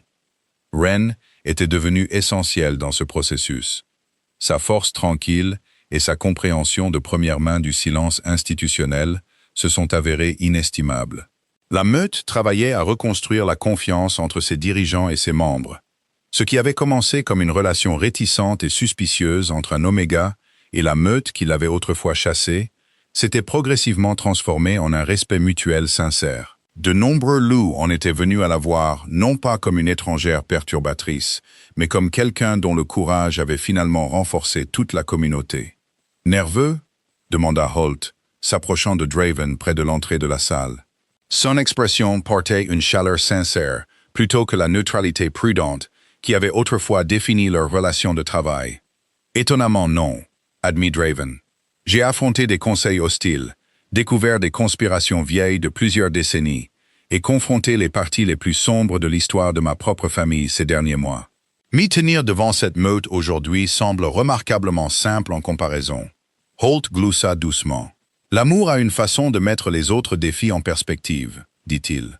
Je suis heureux de voir que vous avez trouvé cela, surtout après tout ce que la meute a traversé ensemble. » Nous avons traversé ensemble, corrigea doucement Draven. Cette transformation n'est pas quelque chose que j'ai accompli seul. Elle a nécessité que chaque membre de cette meute choisisse d'affronter des vérités inconfortables plutôt que de continuer à s'en cacher. À l'heure convenue, Draven se dirigea vers l'avant de la grande salle, où les membres de la meute s'étaient rassemblés en nombre bien supérieur à toute cérémonie précédente de sa mémoire. L'atmosphère ne portait aucune de la tension qui avait caractérisé la salle du conseil des mois plus tôt. Elle était remplacée par une anticipation et une chaleur sincère, alors que les loups s'installaient à leur place. Ils attendaient le début de la cérémonie, qui lierait formellement leur roi à l'Oméga, dont le courage avait remodelé leur compréhension de la justice elle-même. Ren apparut à l'autre bout de la salle, et Draven sentit son souffle se couper à sa vue. Elle était vêtue simplement, mais élégamment. Sa posture ne portait aucune de la défensive lasse qui avait autrefois défini chacun de ses mouvements.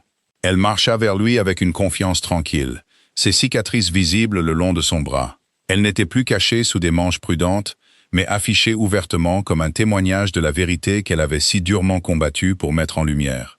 Lorsqu'elle atteignit son côté, Draven prit ses mains dans les siennes, sentant la chaleur constante qui était devenue si familière au cours des mois précédents. « Êtes-vous prête ?» demanda-t-il doucement, faisant écho à la question qu'il lui avait posée avant la réunion du conseil qui avait tout changé. « J'ai été prête pour cela toute ma vie, » dit Ren doucement. « Bien que je n'ai jamais imaginé que cela viendrait de quelqu'un qui m'a autrefois traqué dans la forêt, convaincu que je n'étais rien de plus qu'une intruse à capturer. Je me suis trompé sur beaucoup de choses cette nuit-là, » dit Draven, un petit sourire touchant ses lèvres. « Bien que vous trouviez ce soit avéré être la découverte la plus importante de toute ma vie de roi. » La cérémonie se déroula avec une dignité tranquille. L'ancien de la meute présida les vœux, qui reconnaissaient non seulement l'union entre deux individus, mais aussi la guérison plus large que leur histoire avait apportée à toute la communauté. Quand Draven prononça enfin ses vœux, sa voix porta clairement dans la salle silencieuse. Il ne promettait pas la domination ou la propriété, mais le partenariat, le respect et un soutien indéfectible à la femme, dont les cicatrices avaient autrefois réduit au silence toute une meute. Mais dont le courage avait finalement redonné sa voix à cette même meute. La réponse de Ren porta un poids égal. Ces mots honoraient le voyage qu'il avait mené d'une enfant effrayée et traquée à une femme se tenant fièrement devant la meute même qui l'avait autrefois rejetée. La meute l'accueillait maintenant chez elle, avec une reconnaissance ouverte de tout ce qu'elle avait enduré et surmonté. Alors que la cérémonie se terminait et que la meute éclatait en une célébration sincère, Draven attira Ren près de lui. Il sentit le poids de tout ce qu'ils avaient construit ensemble s'installer dans un profond sentiment de justesse qui avait été entièrement absent de sa vie avant son arrivée. « Nous l'avons fait », murmura-t-il contre ses cheveux, faisant écho à des mots prononcés une fois auparavant au lendemain de la révélation de Garrick. « Nous avons mis la vérité en lumière, et d'une manière ou d'une autre, contre toute attente, nous avons trouvé quelque chose de beau qui poussait de ces décombres. Nous l'avons fait, acquiesça Ren, se reculant légèrement pour croiser ses yeux, son expression radieuse d'un bonheur qui avait autrefois semblé incroyablement lointain. Bien que je soupçonne que notre histoire est loin d'être terminée, il y a encore tant de guérisons à venir pour cette meute, tant de vieilles blessures qui ont encore besoin d'attention. Alors nous y ferons face ensemble, dit Draven, exactement comme nous avons fait face à tout depuis cette nuit au bord de la rivière. Quels que soient les défis qui restent, quelles que soient les vérités qui attendent encore d'être découvertes, nous les affronterons en tant que partenaires, non pas comme chasseurs et chassés, mais comme des égaux, construisant quelque chose de durable sur les cendres de ce qui a précédé. Alors que la célébration se poursuivait autour d'eux jusque tard dans la soirée d'hiver, le rire et la chaleur remplissant la grande salle d'une manière qui aurait semblé impossible pendant l'incertitude tendue de la capture initiale de Ren. Tous deux comprirent que leur histoire représentait quelque chose de plus grand que leur bonheur personnel. Elle était la preuve que même les secrets les plus profondément enfouis pouvaient finalement trouver leur chemin vers la lumière, que même le leadership le plus impitoyable pouvait apprendre une véritable compassion, et que même le survivant le plus meurtri pouvait trouver non seulement la justice, mais un véritable sentiment d'appartenance et d'amour à l'endroit même qu'il avait autrefois chassé. Les cicatrices qui avaient autrefois marqué Ren comme une paria servaient maintenant de témoignage silencieux dans toute la meute. Un rappel à chaque loup qui les voyait, que la vérité, aussi longtemps enterrée soit-elle, exigerait finalement d'être reconnue, et que le courage, aussi isolé et non soutenu soit-il au début, pouvait finalement transformer toute une communauté pour le mieux. Alors que l'hiver s'approfondissait autour du territoire d'Ashworth, la meute entra dans une nouvelle ère. Une ère bâtie non pas sur la peur et le silence imposé, mais sur la compréhension durement acquise que la véritable force exigeait l'honnêteté, que le véritable leadership exigeait la responsabilité, et que l'amour trouvé dans les circonstances les plus improbables possédait le pouvoir de guérir des blessures qui avaient suppuré pendant des décennies dans l'obscurité. Draven Ashworth, autrefois connu dans toute la région pour son application impitoyable de la loi de la meute, était devenu quelque chose de bien plus remarquable. Un roi qui avait appris à diriger avec force et compassion, guidé toujours par la femme dont les cicatrices avaient autrefois réduit au silence toute une meute, mais dont la voix, enfin entendue, avait redonné son avenir à cette même meute.